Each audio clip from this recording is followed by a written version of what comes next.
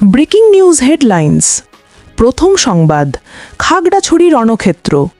গুইমারায় ভয়াবহ সংঘর্ষে নিহত ৩ জন। উত্তেজনা ছড়িয়ে পড়েছে সারা দেশে। তৃতীয় সংবাদ, সাবেক মন্ত্রী ডক্টর আব্দুল মঈন খানের অভিযোগ, আওয়ামী লীগ হিন্দু সম্প্রদায়ের উপকারের নামে দীর্ঘ ১৭ বছর ধরে করেছে সর্বনাশ। চতুর্থ সংবাদ, জনগণ যদি সুযোগ দেয়, স্বাস্থ্যসেবা মানুষের দূরগোড়ায় পৌঁছে দেবে জামায়াতে ইসলামী। প্রতিটি ওয়ার্ডে গড়ে তোলা হবে আধুনিক স্বাস্থ্য কমপ্লেক্স।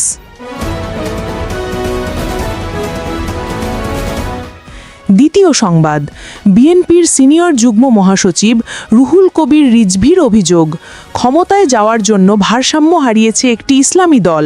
এতক্ষণ শুনছিলেন সংবাদ শিরোনাম, এবার বিস্তারিত।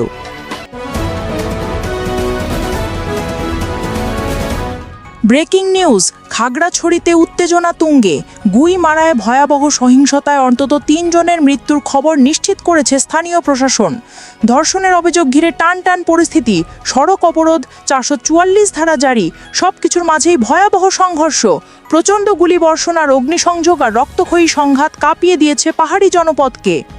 আজ রবিবার সন্ধ্যায় স্বরাষ্ট্র মন্ত্রণালয়ের বিবৃতিতে জানানো হয়েছে, মেজরসহ ১৩ জন সেনা সদস্য, গুইমারা থানার ওসি সহ ৩ জন পুলিশ সদস্য গুরুতর আহত হয়েছেন। এছাড়াও আরও অনেক বেসামরিক আহত হয়েছেন বলে জানা গেছে। স্বরাষ্ট্র মন্ত্রণালয় গভীর দুঃখ প্রকাশ করে বলেছে, অপরাধী যেই হোক, কাউকে ছাড় দেওয়া হবে না। তদন্ত চলছে, আইনের আওতায় আনা হবে সবাইকে। এদিকে সংঘর্ষের পরপরই ভয়ঙ্কর চিত্র ছড়িয়ে পড়ে সামাজিক মাধ্যমে। রামসু বাজারে আগুনে ভস্মীভূত দোকানপাট, ছিন্নভিন্ন মানুষের দেহ, গুলিবিদ্ধ আহতদের ছবি মুহূর্তেই ভাইরাল। জুম্মা ছাত্র আন্দোলনের অভিযোগ, সংঘর্ষের সময় পাহাড়িদের ঘরবাড়ি আর দোকানপাটে অগ্নিসংযোগ করেছে দুষ্কৃতীরা। অন্যদিকে স্থানীয় বাঙালিরা বলছে, এসব ঘটনার জন্য দায়ী পাহাড়ি সশস্ত্র গোষ্ঠীগুলো। পরিস্থিতি ঘিরে উত্তেজনা এখন সারা দেশে ছড়িয়ে পড়েছে। চট্টগ্রামে চলছে বিক্ষোভ, চলছে সমাবেশ, পাটা সমস্যা। সচেতন ছাত্র যুব নাগরিক সমাজের অভিযোগ আরও তীব্র। খাগড়াছড়িতে পাহাড়ি ছাত্রী ধর্ষণের বিচার তো হলোই না, উল্টো শান্তিপূর্ণ অবরোধ কর্মসূচিতে হামলা করা হয়েছে। চট্টগ্রামের চেরাগি পাহাড় এলাকায় সমাবেশে গর্জে ওঠেন বক্তারা। ছাত্র ফেডারেশনের নগর সভাপতি সাইফুর রুদ্র বললেন, অবরোধে অংশ নেওয়া ছাত্র জনতার উপর হামলা, বাড়িঘরে আগুন, গুলিবর্ষণ, এটা রাষ্ট্রীয় গণতন্ত্রকে হত্যা করার শামিল। হিলু উইমেন্স ফেডারেশনের নেতা অ্যান্টি চাকমার কণ্ঠে ক্ষোভ, আমরা বিলম্বে ধর্ষকদের গ্রেফতার চাই, আমরা দৃষ্টান্তমূলক শাস্তি চাই। সভায় দীপায়ন চাকমা সভাপতিত্ব করেন। বক্তব্য দেন বিপ্লবী তারকেশ্বর দস্তিদার স্মৃতি পরিষদের সিঞ্চন ভৌমিক। চট্টগ্রাম বিশ্ববিদ্যালয়ের শিক্ষার্থী ধনকিশোর ত্রিপুরা সহ অনেকে। তাদের একটাই দাবি, পার্বত্য চট্টগ্রামের সমস্যার সমাধান চাই শান্তিপূর্ণ উপায়ে। কিন্তু মাঠের চিত্র ভয়াবহ। খাগড়াছড়ির রাস্তায় এখনও ধোঁয়া উঠছে, আগুনের দগ্ধচিহ্ন, আতঙ্কে ছুটছে মানুষ। গুইমারার চারপাশে এখনও থমথমে পরিবেশ। খাগড়াছড়ি আজ আর ভয়াবহ রাজনৈতিক বিস্ফোরণের দ্বারপ্রান্তে। পাহাড়ি বাঙালি বিভক্ত জনপদে রক্তক্ষয়ী সংঘাত থামবে কিনা, সেটাই এখন সবার বড় প্রশ্ন। আরও আপডেটের জন্য সঙ্গে থাকুন কালবেলা নিউজে। Breaking news. ক্ষমতায় যাওয়ার জন্য ভারসাম্য হারিয়ে ফেলেছে একটি ইসলামী দল। কঠোর মন্তব্য করলেন বিএনপি সিনিয়র যুগ্ম মহাসচিব অ্যাডভোকেট রুহুল কবির রিজভী। রোববার রাজধানীর রমনা কালী মন্দিরে দুর্গাপূজা পরিদর্শন শেষে সাংবাদিকদের উদ্দেশ্যে তিনি বলেন, জামায়াতে ইসলামী কোনো স্বাধীন রাজনৈতিক দল নয়, তারা বিদেশি শক্তির শাখা হিসেবে কাজ করছে।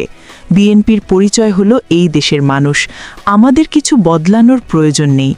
তিনি পূজার সনাতন ধর্মাবলম্বীদের শুভেচ্ছা জানিয়ে বলেন, যখন ভিন্ন সম্প্রদায়ের মানুষ একসাথে বসবাস করে, তখন তাদের বড় উৎসবগুলো সবার উৎসবে পরিণত হয়।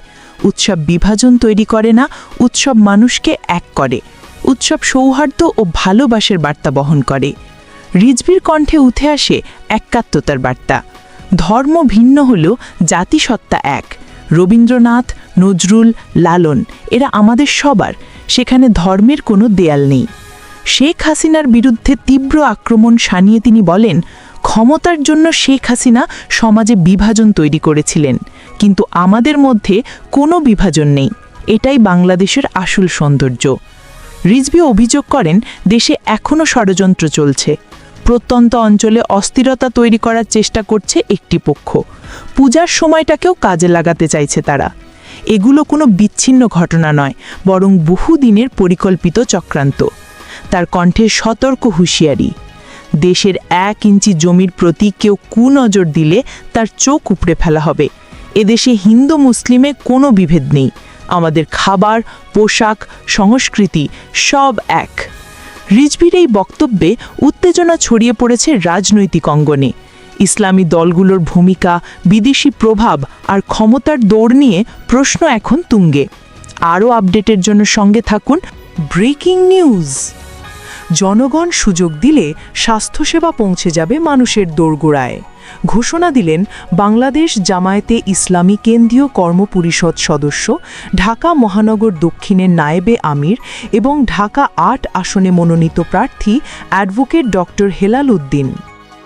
শনিবার মতিঝিল দক্ষিণ থানা জামায়াতের উদ্যোগে আয়োজিত ফ্রি মেডিকেল ক্যাম্প উদ্বোধনকালে প্রধান অতিথির বক্তব্যে তিনি বলেন, ঢাকা ৮ আসনের প্রতিটি প্রশাসনিক ওয়ার্ডে একটি করে আধুনিক নগর স্বাস্থ্য কমপ্লেক্স নির্মাণ করা হবে। পিজি হাসপাতাল সহ দেশের সব হাসপাতালকে আন্তর্জাতিক মানে রূপান্তর করা হবে। তিনি আরও জানান, বিদেশে যে উন্নত চিকিৎসা পাওয়া যায় তা বাংলাদেশেই নিশ্চিত করা হবে। আমাদের আমির ডাক্তার শফিকুর রহমানও বিদেশে না গিয়ে দেশে চিকিৎসা নিয়েছেন, এটাই জাতির জন্য শক্তিশালী বার্তা। ডক্টর হেলাল উদ্দিন বলেন, জামায়াতে ইসলামী 4 দফা ভিত্তিতে কাজ করে, তার অন্যতম হচ্ছে সমাজসেবা। ধর্ম, বর্ণ নির্বিশেষে আমরা প্রতিটি মানুষের সেবা করি। ইসলামী রাষ্ট্র প্রতিষ্ঠা হলে প্রতিটি নাগরিক সমান অধিকার ও স্বাধীনতা ভোগ করবে। তিনি কোরআনের বাণী উল্লেখ করে বলেন, মানুষের সৃষ্টি হয়েছে মানুষের কল্যাণের জন্য, তাই জামায়াত কল্যাণের রাজনীতি করে। দুর্নীতি, সন্ত্রাস, চাঁদাবাজির রাজনীতি জামায়াত করে না, করবে না। তিনি স্মরণ করিয়ে দেন, করোনাকালে যখন সন্তানরা বাবা মায়ের লাশ স্পর্শ করতে ভয় পেয়েছিল, তখন জামায়াতের কর্মীরা দায়িত্ব নিয়েছিল দাফনের। বন্যা, অগ্নিকাণ্ড কিংবা জুলাই বিপ্লব, প্রতিটি দুর্যোগে আমরা মানুষের পাশে দাঁড়িয়েছি। ডক্টর হেলাল উদ্দিন স্পষ্ট ঘোষণা দিলেন, জনগণ যদি সুযোগ দেয়, আমরা বাংলাদেশকে গড়ে তুলব একটি আধুনিক, বৈষম্যহীন, কল্যাণমুখী রাষ্ট্রে। অনুষ্ঠানটি পরিচালনা করেন মতিঝিল দক্ষিণ থানা আমির মাওলানা মুতাসিম বিল্লাহ এবং সঞ্চালনা করেন থানা সেক্রেটারি ইমাম হোসেন। উপস্থিত ছিলেন স্থানীয় বিভিন্ন স্তরের নেতৃবৃন্দ। জনগণের জন্য স্বাস্থ্যসেবা ও কল্যাণের প্রতিশ্রুতিতে উত্তপ্ত হয়ে উঠছে ঢাকা ৮ আসনের রাজনীতি। আরও আপডেটের জন্য সঙ্গে থাকুন ব্রেকিং নিউজ।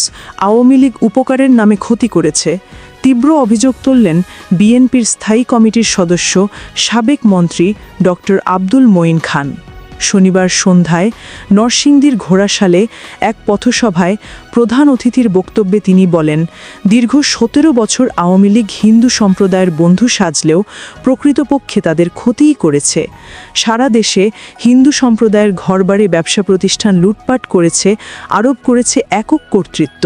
তিনি আরও যোগ করেন, হিন্দু সম্প্রদায়ের মানুষ আওয়ামী লীগের অন্যায় ও অনাচারে অতিষ্ঠ হয়ে তৎকালীন প্রধানমন্ত্রীর কাছেও বিচার চেয়েছিল, কিন্তু কোনো সুফল পায়নি।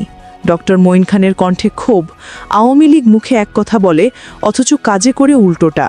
বিএনপির অবস্থান পরিষ্কার করে তিনি বলেন, আমরা জাতীয়তাবাদে বিশ্বাস করি, ধর্ম, বর্ণ নির্বিশেষে সবাই সমান, এটাই আমাদের দর্শন।